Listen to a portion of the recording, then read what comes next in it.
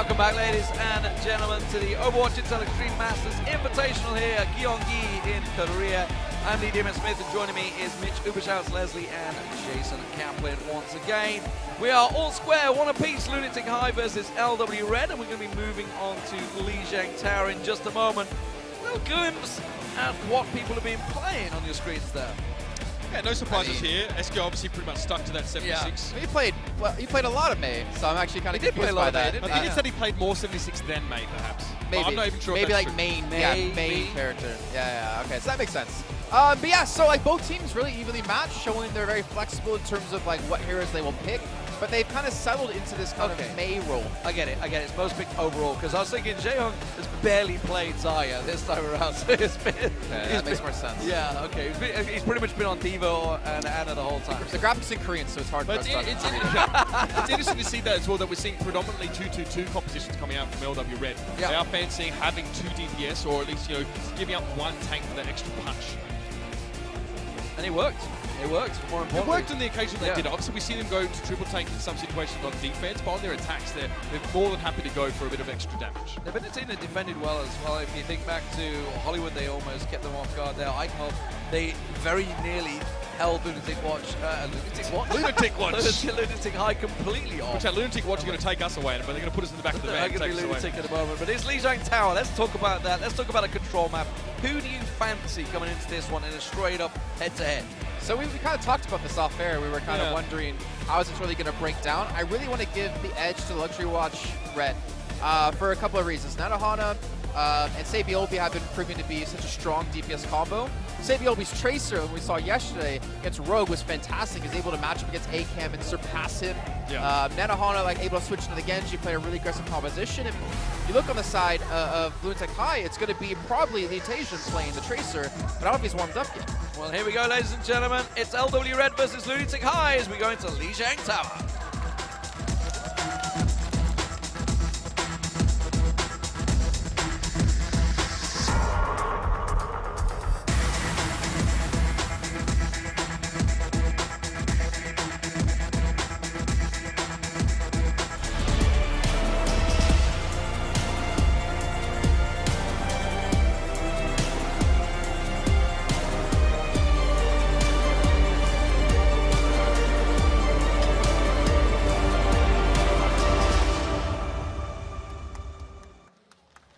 And we've headed over from Europe to the Orient here. Lijiang Tower Night Market is going to be our first map here.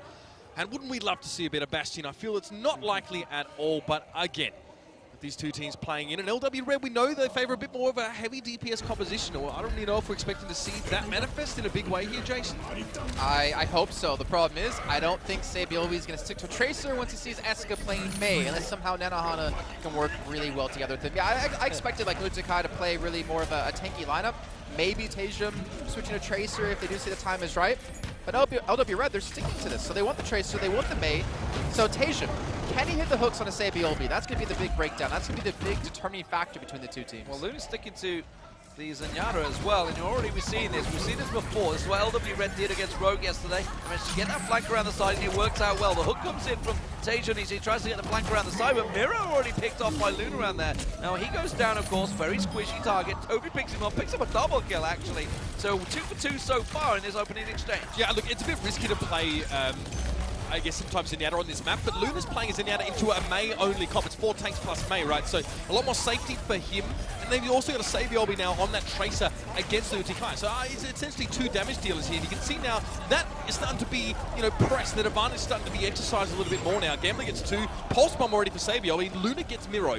That Zenyatta could be the difference here if Lunatic High keeps stacking tanks. You really can't underestimate how much damage Zenyatta does. He does a lot of healing, 30 health per second or per 5.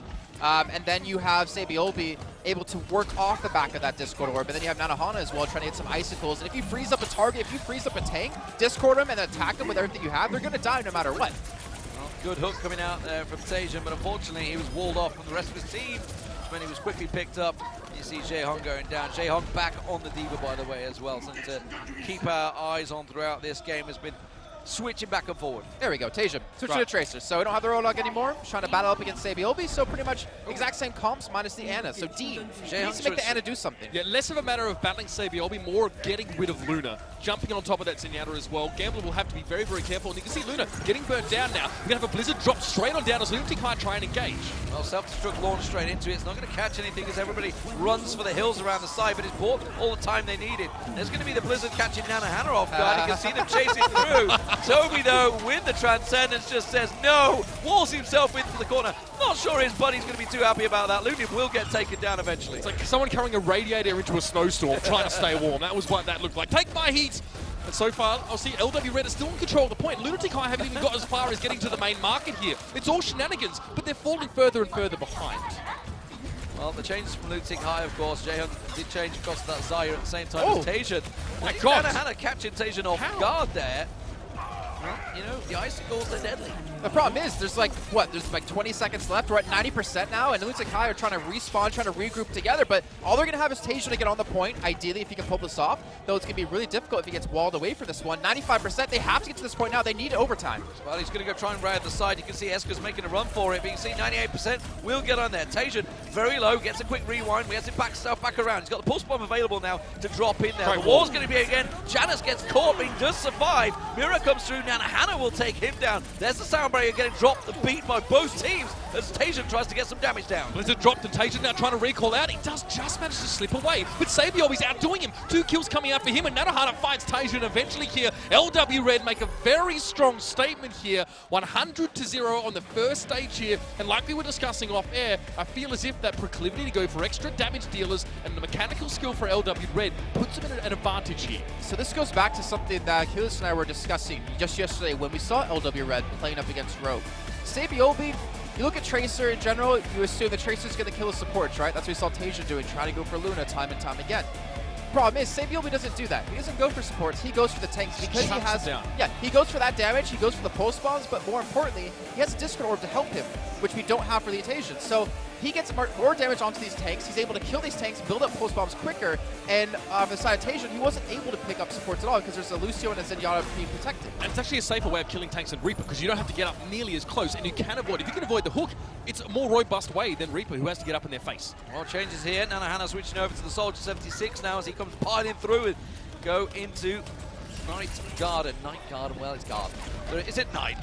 Either way. You're not wrong. I'm not technically wrong, no, okay. You see the shield being worked down. Sabiobi once again on that flank. This time he is looking for those supports. He is looking for Toby. He is looking for Dean, and he's going to find them. Janus comes through, and that is Lunatic High being decimated out the back. Tajan, they're getting a hook on towards Nanahana here, but he's already lacking teammates. There's only him and Jaehong left, and eventually Jaehong is going to fall down. A bit of stagger there as well, helping out LW Red. And look at the damage they just did. Janus, Meko, Sabiobi, Luna, all very well much on the way to their next ultimates, or their first ones at least. Yeah, Luna, 82%. And Janus now with his Earthshot already. Like, that's insane. For Luna to build up ult like that, that shows how much damage he was doing and really providing his team with onto these tanky targets that Lunatic High is running. They have 4 tanks, and a Discord Orb is going to just absolutely demolish them. Yeah, the aggressive Earthshatter coming straight out from Janus. I don't think Lunatic High were quite expecting that aggression, and that's forced them right back into spawn. Sabiobi now has a pulse bomb ready. They've got a huge suite of ultimates, and they're all aggressive ones as well, with the exception of that Transcendence. There's every reason to expect LW Red to hold on for a successful fight.